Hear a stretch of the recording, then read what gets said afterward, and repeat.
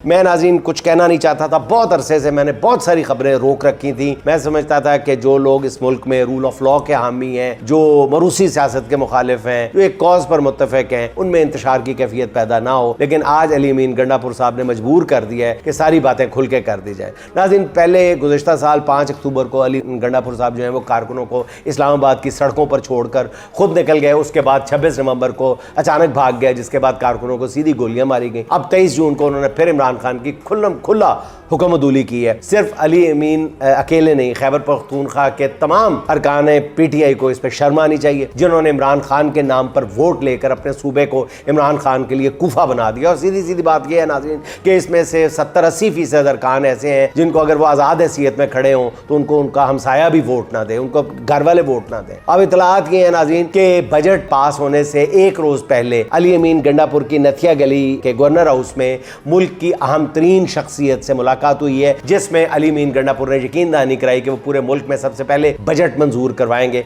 नाज़रीन, ये इस तासुर की या इस खबर की मैं पूरे यकीन के साथ तरदीद कर रहा हूँ। अली अमीन गंडापुर की नथिया गली में मुलाकात ज़रूर हुई है, लेकिन वो मुल्क की आला तरीन शख्सियत से नहीं हुई। वो किससे हुई है ये मैं नहीं बताऊंगा आपको, लेकिन उन लोगों के साथ हुई है जो अपने ही लोग थे। और वही आज सबसे ज़्यादा अली अमीन गंडापुर के रवैये से दिल बर्दाश्ता थे, दिल गिरफ्ता थे। नाज़रीन, इंतहाई अफसोस की बात है। और अली अमीन गंडापुर ने उन लोगों को जिनके साथ मुलाकात की थी गवर्नर हाउस नथिया गली में, उनको गलत बयानी करके धोखादही से वहाँ पे बुलवाया था और फिर उनके साथ मुलाकात की थी।